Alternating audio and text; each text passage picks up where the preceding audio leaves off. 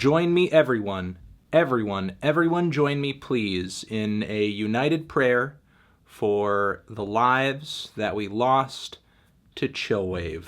Hipster run off, hipster run off, hipster run off, hipster run off. Hi everyone, Anthony Fantano here, internet's busiest music nerd, and it is time for a review of the brand new Toro y Moi record, Outer Peace. Yet another installment in the ever-growing and ever-changing discography of Mr. Chaz Bear, aka Toro y Moi, a songwriter and producer who is known for many things, but he's most notable for being one of the few voices that helped pioneer the short-lived internet genre known as chillwave. And even though the genre came and went like the blog-based dog and pony show that it was, Chaz had the talent and the foresight to pivot to new sounds and new ideas as soon as possible, as he would start to dabble in synth funk and psych and indie pop and electropop, even a bit of R&B as well. He seems to come through with a different style and aesthetic with every new record, which has led to some rockiness in his discography over the years. How in love I am with a new Toro record usually depends on whether or not the direction he's going in clicks with me. I do love a lot of the impeccably smooth synth funk jams on Underneath the Pine, the sweet psych pop on What For, but I can still barely recall anything from Chaz's last album, and some of the subtle vintage boy bandisms off of his record Anything in Return, they still give me nightmares. Regardless of what Chaz has done last, I'm usually pretty intrigued to see what he's going to attempt next, especially on this new record because teasers like Ordinary Pleasure were really delicious. Feels like we're getting more vintage grooves, more disco and synth funk vibes. Instrumentally, a bit more hardware, a bit less software. A few aspects of the instrumentation on this album sounds like something off of an old DFA Records release, but with more glamour and pizzazz and like a tropical scent and a neon color palette. And this is an influence Chaz himself references on this record, on the song Laws of the Universe, where at one point he flatly says, "James Murphy is spinning at my house." Unquestionably a highlight for me on this record, and thanks to this song and the two before it, this thing begins with some real momentum, and as it progresses, I'm just getting more and more excited. Even slightly awkward bits, like the way too loud, delayed, howling lead vocals playing throughout the intro track have kind of a cute, amateurish charm to them. However,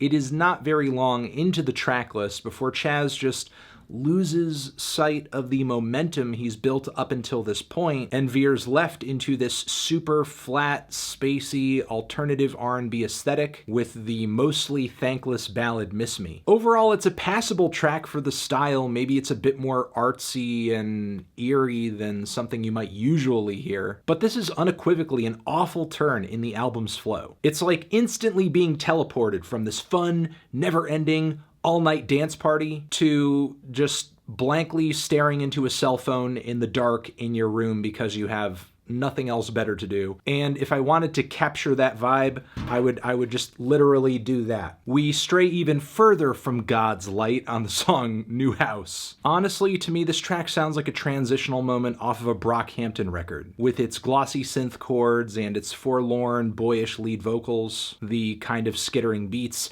Chaz does make this sound and this vibe his own, with a story coming out of the lyrics about his own anxieties surrounding flying and traveling, as well as with some auto-tune on his voice and some very robotic bass notes, but outside of that, it just feels like, again, a heavily Brockhampton-inspired interlude moment. It's pleasant, it's sad, but still, I kind of wonder how we got here. The track Baby Drive It Down is another moment that feels like it could have been built up a little bit. It's way too basic, rudimentary, one note, not a whole lot of progression to it. I do like some elements of it. I do like the sad, dark, plucky chords playing throughout the track, the vaguely tropical vibe, and the sort of spacious atmosphere surrounding the lead vocals. There's an enjoyable awkwardness to Chaz repeating, "Baby, drive it down for me," but still there's not much in the way of a compelling tune or progression to this cut. It just feels like a a loose idea just extended out to the length of a normal track. The song Freelance is another highlight on this record for me, mostly because it feels like we've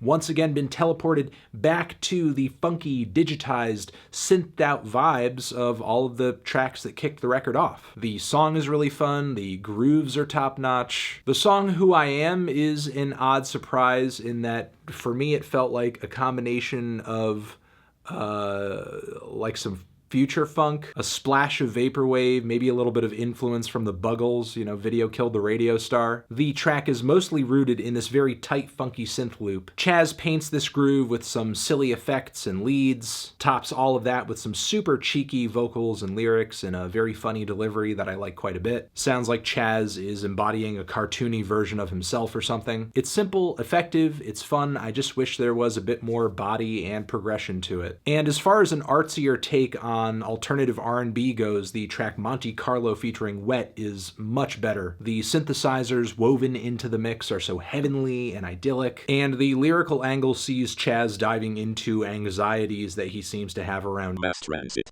The closing cut on this record is yet another moment I found to be just okay. It's a little frigid, it's very cool, very mellow like many closing tracks tend to be, but nothing that really ties together this very inconsistent, uneven, and mixed up album. If there's one thing I appreciate the idea of in Toro y Moi, it's the level of versatility Chaz has put into his records and his discography over the years. However, that has led to some really inconsistent releases, and I think Outer Peace, sadly, is one of them, which is really just a shame. I'm feeling a strong 5 to a light 6 on this thing. Tran. Zishin, have you given this album a listen? Did you love it? Did you hate it? What would you rate it? You're the best, you're the best. What should I review next? Hit the like if you like. Please subscribe and please don't cry. Hit the bell as well.